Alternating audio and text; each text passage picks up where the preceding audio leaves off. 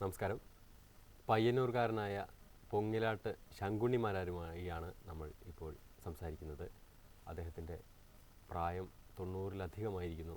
അദ്ദേഹത്തിൻ്റെ സോപാന സംഗീതവുമായി ബന്ധപ്പെട്ട പരിചയം, അനുഭവം എല്ലാം നമുക്ക് പങ്കുവയ്ക്കാം. സ്വാഗതം. ഏത് പ്രായം മുതൽ തുടങ്ങിയിട്ടുണ്ടാവും സോപാന സംഗീതവുമായിട്ടുള്ളൊരു ബന്ധം?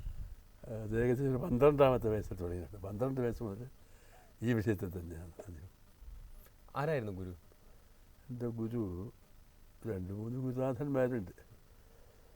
കുട്ടിലെ വീട്ടിൽ കൃഷ്ണമാരാർ എന്ന് പറഞ്ഞ ഒരാളുണ്ട്, രാമന്തളി കുട്ടിലെ വീട്ടിൽ കൃഷ്ണമാരാർ. അദ്ദേഹമാണ് എൻ്റെ ആദ്യത്തെ ഗുരു. എടക്ക, പിന്നെ ചെണ്ട, ഇതൊക്കെ അദ്ദേഹമാണ് എന്നെ പഠിപ്പിച്ചത്. ഒരു മാരാരെന്നുള്ള നിലയ്ക്ക് എല്ലാ തരം വാദ്യോപകരണങ്ങളും, കേരളീയ വാദ്യോപകരണങ്ങളും കൈകാര്യം ചെയ്തിട്ടുണ്ട്. നമ്മൾ പയ്യന്നൂർ ക്ഷേത്രത്തിൽ എല്ലാ ഉപകരണങ്ങളും വേണം. അവിടെ വേണ്ടുന്ന എല്ലാ ഉപകരണങ്ങളും, അതായത് കർശം മുതൽ ഇങ്ങോട്ടുള്ളത്, കർശം മുതലല്ല തുടങ്ങുന്നത്, അതൊക്കെ ഞാൻ പഠിച്ചിട്ടുണ്ട്. അവിടുത്തെ ഓട്ടം തുള്ളലും പഠിച്ചു. ഓട്ടം തുള്ളലും ഉണ്ട് അതിൻ്റെ പുറമെ. ശരി. വേഷം ചെയ്യുന്നോ അതോ? വേഷമൊക്കെ കെട്ടു.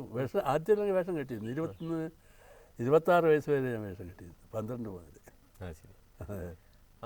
അപ്പോൾ ഈ സോപാന സംഗീതത്തിൻ്റെ കേരളത്തിലുള്ള മൊത്തം സോപാന സംഗീത ശൈലികളുമായിട്ട് മാരാർക്ക് എങ്ങനെയാണ് പരിചയം? സോപാന സംഗീതം എന്ന് പറഞ്ഞാൽ കർണാട്ടിക് മ്യൂസിക് തന്നെയാണ് ഇതിൻ്റെ തറവാടിത്വം. സംഗീതം പഠിക്കണം, അതിലെ കൂടെ മാത്രമേ നമുക്ക് ശബ്ദ നിയന്ത്രണവും ശബ്ദശുദ്ധിയും കിട്ടുന്നുള്ളൂ. അതൊന്നല്ലാതെ കണ്ടിട്ട് സോപാന സംഗീതം പിന്നീട് ഒരു ഭക്തിരസ പ്രധാനമാണ്. അതൊരു ശൈലിയായിട്ട് മാറ്റിയതാണ്. സംഗീതം പഠിക്കാണ്ടിരുന്നാലും ഒന്നും ആവില്ല. പക്ഷെ പഠിക്കണം. പഠിച്ചാൽ അവരവർക്ക് ഒരു ഭക്തിരസം ഉണ്ടാവും പ്രത്യേകിച്ചിട്ട്. ആ ഭക്തിരസത്തിലെ കൂടെ നീങ്ങുന്നതാണ്, തന്നെത്താൻ അറിഞ്ഞ് ലയിച്ച് പാടുന്നതാണ് ഈ സോപാന സംഗീതം. പക്ഷേ നമ്മൾ പറയാറുണ്ട് ഈ കർണാടക സംഗീതത്തിൻ്റെ ഒരു അതിപ്രസരം ഈ സോപാന അത് വേണമെന്നില്ല. പക്ഷേ അത് ആദ്യം നമ്മൾ പിന്നെ തുടങ്ങുന്നില്ലല്ലോ. മറ്റേ വർണ്ണം മുതലേ പിന്നെ മറ്റുള്ളതെല്ലാം തുടങ്ങുന്നുള്ളൂ. അപ്പോൾ അതുകൊണ്ട് സോപാന സംഗീതം എന്ന് പറഞ്ഞാലും കർണാട്ടിക് മ്യൂസിക് എന്ന് പറഞ്ഞാലും വലിയൊരു മാറ്റമൊന്നുമില്ല അതിന് എന്നാണ് എനിക്ക് എൻ്റെ അഭിപ്രായം, എൻ്റെ അറിവിൽ നിന്ന് മനസ്സിലായത്. അപ്പോൾ അങ്ങ് സോപാന സംഗീതം കർണാടക മ്യൂസിക് ഞാൻ അഭ്യസിച്ചിട്ടുണ്ട്. മനസ്സിലായില്ലേ? 1-2 ഭാവതന്മാരടുത്ത് നിന്ന്.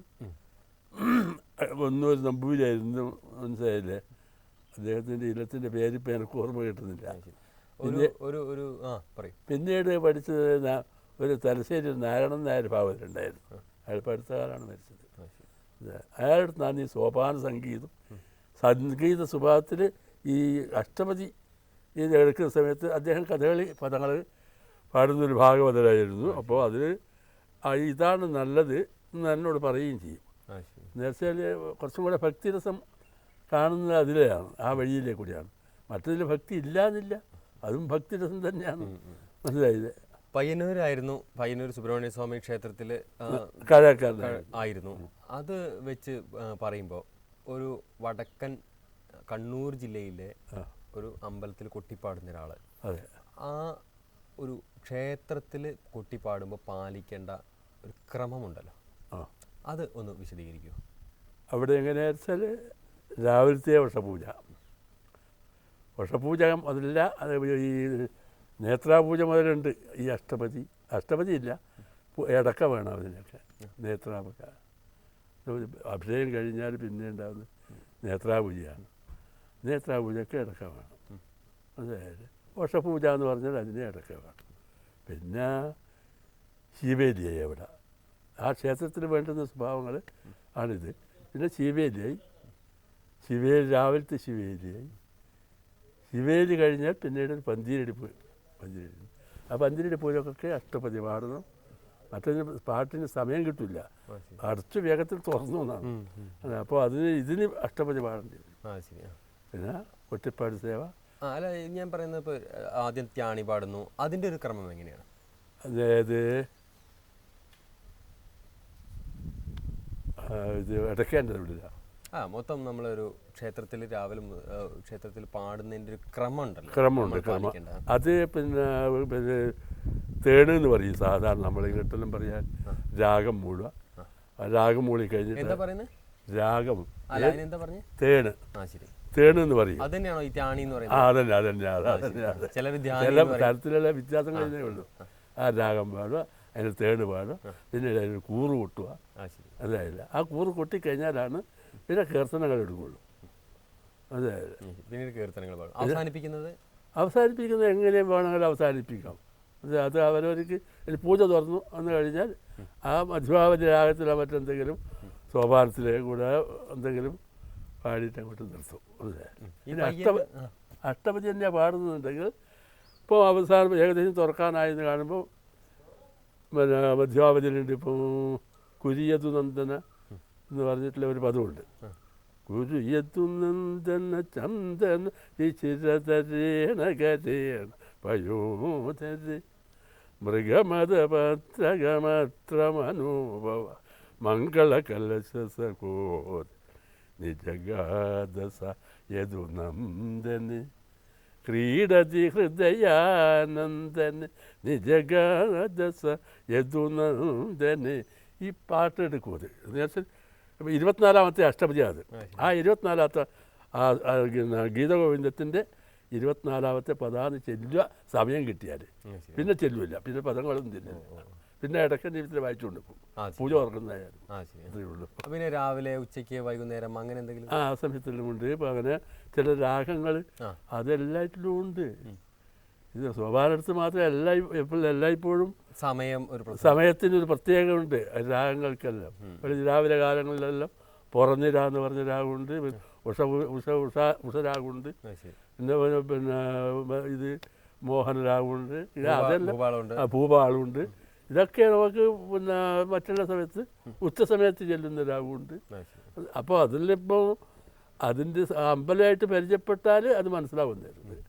അതിൽ ശീലിക്കുന്ന സ്വഭാവങ്ങളാണ്. അത് ഇപ്പോൾ പിന്നെ അങ്ങേക്ക് ഇപ്പോൾ ഈ കണ്ണൂർ ഉത്തര മലബാർ അല്ലാതെ തെക്കോട്ടൊക്കെയുള്ള ബന്ധങ്ങൾ എങ്ങനെയാണ്? അവിടുത്തെ ഒരു രീതി, സോപാന സംഗീതത്തിൻ്റെ രീതി? സോപാന സംഗീതത്തിന് ഈ രീതിക്കൊന്നും മോശമില്ല. നല്ല നിറളത്ത് രാപ്പതാളൊക്കെ ഉണ്ടായിരുന്നു. അദ്ദേഹം സംഗീതം പഠിച്ച ആളാണ്. വൈദ്യഭാഗത്ത് സംഗീതം പഠിച്ച മനുഷ്യനാണ്. അതുപോലെ നമ്മുടെ നാട്ടിൽ തന്നെ ഇപ്പോൾ ഞാൻ താമസിക്കുന്ന പ്രദേശത്ത് എടക്കാടെന്ന് പറയും. അവിടെ ഒരു ഗോപാലൻ ഭാഗവരുണ്ട്. ഇവർ രണ്ടുപേരും ഒന്നായിട്ട് പഠിച്ച കാലമുണ്ട് ഈ വൈദ്യഭാഗത്തുനിന്ന്. മനസ്സിലായില്ലേ? എല്ലാം എന്നാൽ ഇയാൾക്ക് സംഗീതം സോപാന സംഗീതം പാടാൻ പറ്റും. മനസ്സിലായില്ല? അദ്ദേഹം പിന്നെ വേഗം മരിച്ചുപോയി. അല്ല, ഞാൻ ചോദിക്കുന്നത് ഈ തെക്ക് മുതൽ വടക്ക് വരെയുള്ള പലരും പാടുന്നത് പല രീതിയിലാണോ? അതെ അതെ, അതങ്ങനെയാണ് കാണുന്നത്. ഈ സോപാന സമ്പ്രദായം എന്ന് പറയുന്നത് തന്നെ ഓരോരോ പ്രദേശത്ത് ഓരോരോ രീതിയിലാണ് കാണുന്നത്. മനസ്സിലായില്ലേ? എന്താന്ന് പറയാനാവില്ല. അതവിടെ പാടി ശീലിക്കുന്ന സമയത്ത് പാട്ട് കേട്ട് പഠിക്കാതെ പറയുന്ന ഒരു സ്വഭാവം ഉണ്ടല്ലോ. ആ സമ്പ്രദായത്തിലെ കൂടിയാണ് ഒരു പാരമ്പര്യ സ്വഭാവമാണ് അതിലേക്ക് ഉള്ളത് എന്ന് എനിക്ക് മനസ്സിലാകുന്നത്. എന്നാലും പൊതുവേ സോപാന സംഗീതത്തിന് ഒരു കേരളത്തിൽ മൊത്തം ഒരു ശൈലി ഉണ്ടെന്നും ഉണ്ട്. പക്ഷെ ആ ശൈലി എല്ലായ്പ്പോഴും എല്ലാവരും കിട്ടിയിട്ടുമില്ല. ചിലതൊക്കെ നമ്മൾക്ക് തെക്കേ മലയാളത്തിലും വടക്കേ മലയാളത്തിലും രണ്ടും ഒരുപോലെ തന്നെ കാണാം. അങ്ങനെ എല്ലാ വിഷയത്തിനും ഉണ്ട്. പാണിമാർഗത്തിന് വ്യത്യാസമുണ്ട്. ക്ഷേത്രങ്ങളിൽ ഇവർ തൂവുന്ന സമയത്തുള്ള പാണിമാർഗത്തിനൊക്കെ വ്യത്യാസമുണ്ട്. ഇപ്പോൾ ഇവിടെയൊക്കെ നമ്മൾ വടക്കേ മലയാളത്തിൽ ഇവിടെയൊക്കെ വെച്ചാൽ മരം വേണം. ശ്രീഭൂതബലി ഇതിനൊക്കെ മരം വേണം. അവിടെ ഒരു ചെണ്ടിയും ചേങ്ങലും ഉണ്ടായാൽ ശ്രീഭൂതബലി ചെയ്യും. മരം എന്ന് പറഞ്ഞാൽ ഒച്ചയില്ലാത്ത ശബ്ദമാണ്. മരം എന്ന് പറഞ്ഞാൽ ഈ പൂജിച്ചിട്ട് എടുക്കുന്നതാണ്. അത് വലിയ മന്ത്രോച്ചാരണം. ഇങ്ങനെ ഇവർ മന്ത്രം ചെല്ലുന്നതിന് പകരം അതിന് മന്ത്രം കൊട്ടണം ഇവർ. അങ്ങനെയുണ്ട്. ഈ വടക്കേ മലബാറിലെ ആരൊക്കെയാണ് ഈ ഒരു ശൈലി കൊണ്ടുവന്നിട്ടുള്ള അങ്ങയുടെ തലമുറയിൽപ്പെട്ട ആളുകൾ? അത് എൻ്റെ പഴയ കൂട്ടത്തിലുള്ള ആൾക്കാർ ഒന്ന് പിന്നെ നമ്മുടെ ഗുരുദാസൻ ഇതിൽ ഉള്ള ആളാണ്. ഈ വാദ്യവിഷയത്തിലുള്ള പഴയ ശൈലിയിലെ ആളാണ് അതെല്ലാം. പിന്നെ ഒന്ന് കുഞ്ഞിരാമാരാണെന്ന് പറഞ്ഞിട്ടുണ്ടായിരുന്നു. ഇവിടെയായിരുന്നു നമ്മുടെ മകൻ്റെ എൻ്റെ ഗുരു കൂടിയാണ് കുഞ്ഞിരാമാരാന്ന് പറഞ്ഞത്. പാണിമാർഗമല്ല അദ്ദേഹമാണ് എന്നെ പഠിപ്പിച്ചത്. മനസ്സിലായില്ല? അങ്ങനെ ചില വിദ്വാൻമാരൊക്കെ ഉണ്ട്. ഉണ്ടായിരുന്നു. പക്ഷെ അത് തല ഇത് മറിഞ്ഞു പോയല്ലോ. അതെ, മൺമറിഞ്ഞ പിന്നെ അങ്ങേക്ക് ശേഷമുള്ള തലമുറ അങ്ങ് പഠിപ്പിച്ച ശിഷ്യരെ കുറിച്ച്. ശിഷ്യരുടെ കൂട്ടത്തിൽ ഇപ്പോൾ ഇവരുടെ തന്നെ പതിവ് അങ്ങയുടെ മകൻ തന്നെ വളരെ പ്രധാനമായ ഒരു പേരാണ്. മറ്റ് ആരൊക്കെയാണ്? വേറെ ഇപ്പോൾ ഇത് നമ്മുടെ കൂട്ടത്തില്ല. പിന്നീട് ഉള്ള എൻ്റെ വടക്കൻ ദിക്കിലൊക്കെ ആളുണ്ട്. ചണ്ടയിൽ തന്നെ ഏമാറുണ്ട്. പക്ഷെ ഈ സോപാന സംഗീതത്തിൽ ഇതിൽ കിട്ടൂല. ഇതിൽ ഇവരെ ഞാൻ പോകും ഇപ്പോഴെല്ലാ ദിക്കിലും കാണുന്നത്. നമ്മളെ മണി മനസ്സിലായില്ലേ, രാധാകൃഷ്ണൻ, പിന്നെ പയ്യന്നൂർ ഭാഗ്യേഷ് വന്നിങ്ങനെ ശങ്കരന്മാരാറുണ്ട്. ഇതായില്ലേ പുളിയാമ്പള്ളി ശങ്കരന്മാരാറ്. അയാൾ വലിയ മോശമില്ലാണ്ട് പറ്റും. നമ്മളെ തന്നെ പഠിച്ചിട്ടാണ്. പിന്നെ ഈ കാഞ്ഞങ്ങാടുമൊക്കെ ആയിട്ട് വളരെ ബന്ധം? കാഞ്ഞങ്ങാടുമായിട്ടുള്ള ബന്ധമെല്ലാം എനിക്കുണ്ട്. പക്ഷെ ഇപ്പോഴൊന്നും കാഞ്ഞങ്ങാടുമായിട്ട് വലിയൊരു ബന്ധം ഞാൻ ഇങ്ങനെ പറഞ്ഞു. കവി കുഞ്ഞിരാമൻ നായരായിട്ട് വളരെ ബന്ധമുണ്ട്. പി കുഞ്ഞിരാമൻ നായർ അയാൾക്ക് ഇതൊക്കെ പഞ്ചസാരയാണ്, ഈ സോപാന സംഗീതം എന്നെല്ലാം. ഒരേ പ്രായമാണോ? അല്ലല്ല, എന്നേക്കാൾ കുറവേ ഉള്ള പോലെ. ആണല്ലേ? അയാൾ ഇവിടെ മാഷായിട്ടൊക്കെ ജോലി ചെയ്ത ആളല്ലേ, കൂടാളി ഹൈസ്കൂളിൽ. അതെ, പിന്നെ കൊല്ലംകോട്ടേക്ക് മാറി. പിന്നെ കൊല്ലംകോട്ടേക്ക് അങ്ങോട്ട് മാറി. അതൊന്ന് അദ്ദേഹവും എന്തൊക്കെ കാര്യങ്ങൾ? അദ്ദേഹം എനിക്ക് മറ്റുള്ള അദ്ദേഹത്തിൻ്റെ അടുത്ത് വേറൊന്നും എനിക്ക് കിട്ടിയിട്ടില്ല. എന്താണ് കിട്ടിയിട്ടില്ല? ഒന്നും കിട്ടിയിട്ടില്ലായിരിക്കും. പക്ഷെ ആ സ്നേഹബന്ധം മാത്രം. സുഹൃത്തായിരുന്നു. രണ്ടാളും വളരെ സ്നേഹത്തോടുള്ള പെരുമാറിയ കക്ഷികളാണ്. അവിടെ തന്നെ ഞാൻ താമസിക്കുന്ന വീട്ടിലൊക്കെ വരും, അവിടെ തന്നെ വരും. ചില സമയത്ത് സ്കൂൾ വിട്ടാൽ നേരെ അടുത്തേക്ക് വരും. അവിടെ വന്നാൽ ഞങ്ങളെല്ലാം ഒന്നായിട്ടൊക്കെ കിടക്കുക ഒരു കൊട്ടിലകത്ത്. ദിവസം കുളിക്കാൻ പോകണം. ഇവിടെ ഊർപ്പേശിക്കാവെന്ന് പറഞ്ഞ ക്ഷേത്രമുണ്ട്. അപ്പോൾ ഞാൻ എന്നെയും കൂട്ടും. അങ്ങനെ ഞങ്ങൾ രണ്ടുപേരും പോയി രാവിലെ കുളിച്ചിട്ട് തൊഴുതിട്ടില്ലാന്ന് വരിക. എന്നിട്ട് വീട്ടിൽ വന്നിട്ട് ഈ കട്ടൻ കാപ്പി കിട്ടും ആ സമയത്ത്. അതും കുടിച്ചിട്ട് അയാൾ അങ്ങോട്ടും പോകും. ഞാൻ പിന്നെ വരുന്ന ജോലിക്ക്. അങ്ങനെ ഞങ്ങൾ വളരെ സ്നേഹിച്ചിട്ട് നിന്ന ഒരാളാണ്. അയാളുടെ ആ ഭക്തി പറ്റി പറഞ്ഞാൽ അയാൾ കണ്ട കാഴ്ചയൊന്നും നമ്മൾക്ക് കാണാൻ പറ്റില്ല. അദ്ദേഹത്തിന്റെ കവിതകളൊക്കെ വായിക്കാറുണ്ടായിരുന്നു. ഉണ്ടായിരുന്നു. കവിതയെല്ലാം ഞങ്ങൾക്ക് ഓർമ്മ കിട്ടില്ല. കവിതയൊക്കെ ഞാൻ വായിച്ചിട്ടുണ്ട്. അദ്ദേഹം ഉണ്ടാക്കിയ കവിതയുണ്ടായിരുന്നു, ഋതുവിലാസം എന്ന് പറഞ്ഞിട്ട്. 6 ഋതുക്കളെ അവര് കേരളത്തിലേക്ക് വരുന്നത്. അതെ, അത് ഞാനാണ് അവർക്ക് പാടിക്കൊടുത്തത്. ഫസ്റ്റ് കിട്ടിയത് സ്റ്റേറ്റ് അടിസ്ഥാനത്തിൽ ഫസ്റ്റ് മേടിച്ചു കൊടുത്തതാണ് ഞാൻ. അതിൻ്റെ നല്ല കവിത. തങ്കക്കാലത്തുള്ള നാദമിണങ്ങി ഞങ്ങൾ വരുന്നു മലനാട്ടിൽ. ഇത്രയുള്ള വലിയ തങ്കത്തരിവള നാദമുയർന്നു ഞങ്ങൾ വരുന്നു മലനാട്ടിൽ. അതല്ല, അതിൻ്റെ ആ ഭംഗി പറയാൻ പറ്റില്ല. ഇപ്പോൾ കുഞ്ചൻ നമ്പ്യാരെ കവിത കണ്ടല്ലേ. അല്ല, നമ്മൾ ഇപ്പോൾ ഈ കർണാടക സംഗീതം പഠിച്ചു എന്ന് പറഞ്ഞു. നമ്മൾ എങ്ങനെയാണ് ഈ കർണാടക സംഗീതത്തെയും സോപാന സംഗീതത്തെയും താരതമ്യം ചെയ്യുന്നത്? ഇപ്പോൾ അതിൽ സ്വരത്തിനൊന്നും മാറ്റമില്ല. ഈ സഞ്ചാരമുണ്ടല്ലോ, ഓരോ രാഗത്തിൻ്റെ ഉള്ളിലേക്കുള്ളിലെ ആ സഞ്ചാരത്തിന് കുറച്ച് മാറ്റങ്ങൾ വരും. അപ്പോൾ ഒരു ഭക്തിരസപ്രധാനമായിട്ട് വരും. ഈ മൃഗ കുറച്ച് കുറക്കും. അതിൽ കുറച്ച് കഴിഞ്ഞിട്ടാകുമ്പോൾ അവരെ തന്നെത്താൻ ആ മനസ്സതിലേക്ക് പോകും. അപ്പോൾ അവർ ഭക്തി മാർഗ ഭക്തിയോട് ചെല്ലുമ്പോൾ അത് സോപാന സംഗീതമായി. അപ്പോൾ ഭക്തിരസപ്രധാനമാണ് എന്ന് നമുക്ക് മൊത്തത്തിൽ പറയാൻ പറ്റുള്ളൂ. അപ്പോൾ നമ്മൾ കഥകളി സംഗീതത്തിലാണെങ്കിലും മൃഗങ്ങളൊക്കെ കുറയ്ക്കുന്നത് ഒരു ചില സമയത്ത് അത് ആവശ്യമില്ലാണ്ട് മൃഗ ചേർക്കുന്നതും എല്ലാറ്റിനും അത്ര വലിയ സുഖമൊന്നുമല്ലത്. അതിൻ്റെ സ്ഥായി പോയി പോകുമല്ലോ. അതാണ് കാര്യം. അതാണ് ഞാൻ മനസ്സിലാക്കുന്നത്. ഇപ്പോൾ നമ്മൾ സോപാനത്തിൽ നിന്ന് പാടുമ്പോൾ എന്തായിരിക്കും അതുകൊണ്ട് ലക്ഷ്യം ഇട്ടിട്ടുണ്ടാവുക പരമ്പരാഗതമായിട്ട് വരുമ്പോൾ? അതിപ്പോൾ സോപാന സംഗീതം എന്ന് പറയുന്നത്, സോപാനം നമ്മൾക്കൊരു ഭക്തിരസപ്രധാനമുള്ള സ്ഥലമാണ്. ക്ഷേത്രസോപാനം. ഈ സോപാനത്തിൻ്റെ അടുത്തുനിന്നാണല്ലോ നമ്മൾ തൊഴുന്നത് ഭഗവാന്. അപ്പോൾ ആ സ്ഥാനത്തിൻ്റെ മാഹാത്മ്യമാണ് ഈ സോപാന സംഗീതം എന്ന് പറയുന്നത്. അവിടെ ഇപ്പോൾ അഷ്ടഭുജ പാടുന്നത് ശൃംഗാരത്തിൻ്റെ കൊടുമുടിയാണ്. അത് മലയാളത്തിലോ മറ്റാണെങ്കിൽ പറയാനില്ല. ഭക്തരോടും ഞാൻ നേരത്തെ ഇപ്പോൾ ഒരു അഷ്ടഭുജ നേരത്തെ ചെല്ലില്ലേ. അല്ല, അപ്പൊ അത് ശൃംഗാരത്തെ കൂടി ഭക്തി ശൃംഗാരത്തിലാണ് ഉയർത്തുന്നു എന്നുള്ളതാണ് അല്ലേ? അതെ, ശൃംഗാരത്തിലാണല്ലോ ഭക്തിയുള്ളത്.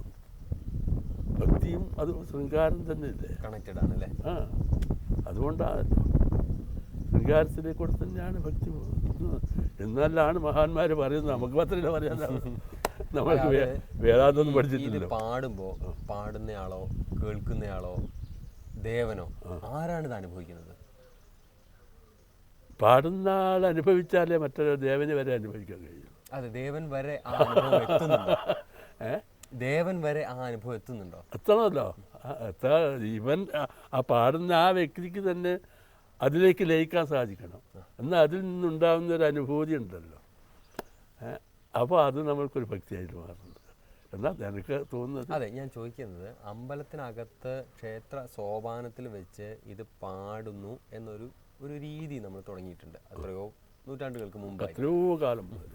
അത് പിന്നെ എന്തിനു വേണ്ടിയായിരിക്കും അങ്ങനെ ചിട്ടപ്പെടുത്തിയിട്ടുണ്ടാവുക? അത് നമ്മൾക്ക് വേണ്ടിയിട്ട് തന്നെയാണ്. നമ്മളൊരു ചിത്തശുദ്ധി, നമ്മൾക്ക് ആ ഭക്തിയിലേക്ക് ലയിക്കാനും നമ്മൾക്കൊരു മോക്ഷപ്രാപ്തി ഉണ്ടാവാനും വേണ്ടി ആയിരിക്കുന്നേ നമ്മൾ ഉദ്ദേശിക്കുന്നില്ല. അതിന് സംഗീതത്തിന് ഒരു പ്രാധാന്യം ഉണ്ട്. സംഗീതത്തിന് പ്രാധാന്യം സംഗീതത്തിലും കൂടി ആകുമ്പോൾ ലയം തന്നെയല്ലേ, കല്ല് വരെ ലയിച്ചു പോകുന്നതാണ് നല്ല സംഗീതം.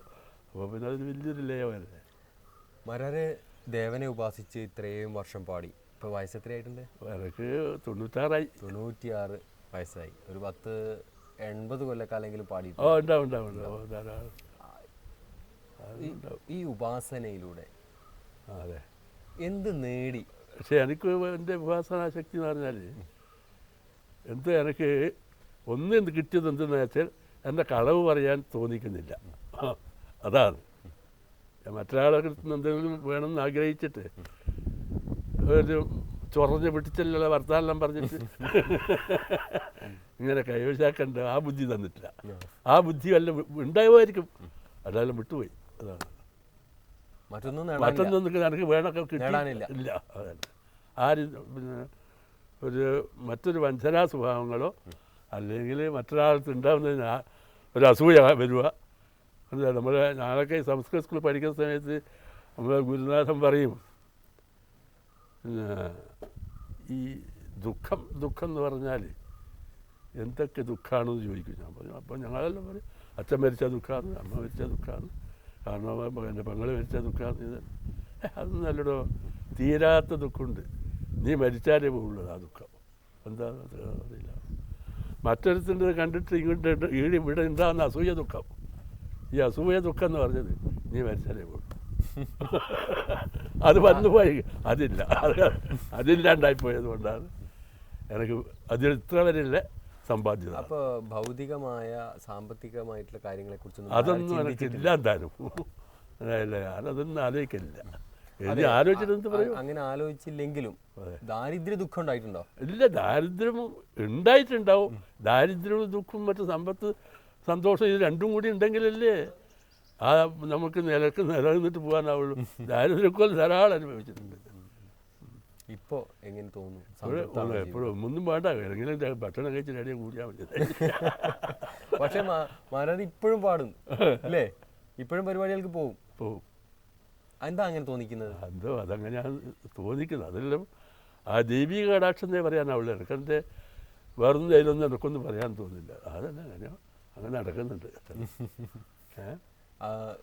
അങ്ങേക്ക് ഒരുപാട് ശിഷ്യരുണ്ടോ? സാറാ ഇതിപ്പോൾ നമുക്ക് ഇന്ത്യ പോകുന്നില്ല. ഈ സോപാന സംഗീതം പരിരക്ഷിക്കപ്പെടുന്ന ഇത് എല്ലാ കാലത്തും നിലനിൽക്കും എന്നുള്ള വിശ്വാസമുണ്ടോ? എനിക്ക് അത്ര പറഞ്ഞുകൂടാ. സോപാന സംഗീതം നിലനിൽക്കും എന്നെനിക്ക് ഉറപ്പുണ്ട്. ഈ സോപാന സംഗീതം നിലനിൽക്കാതെ കണ്ടിരിക്കില്ല. പക്ഷേ ഇതിനൊക്കെ മാറ്റങ്ങൾ വന്നുകൊണ്ട് ഇപ്പം തന്നെ മാറ്റങ്ങൾ വന്നിട്ടുണ്ട്. ഇപ്പം ഞാനിപ്പോൾ ചില സമയത്ത് ചെല്ലുന്ന സ്വഭാവത്തിലായിരിക്കില്ല പറഞ്ഞത്. അപ്പം അതിനെ കൊണ്ടാണ് ഞാൻ പറയുന്നത്, ഇത് അവരവർ തന്നെ അതിൽ ലയിച്ച് പാടുന്നുണ്ടെങ്കിൽ, ഭക്തിയോടുകൂടെ ചെയ്യുന്നുണ്ടെങ്കിൽ ആ സോപാന സംഗീതത്തിന് സംഗീതം എന്ന് പറയാനാവുള്ളൂ.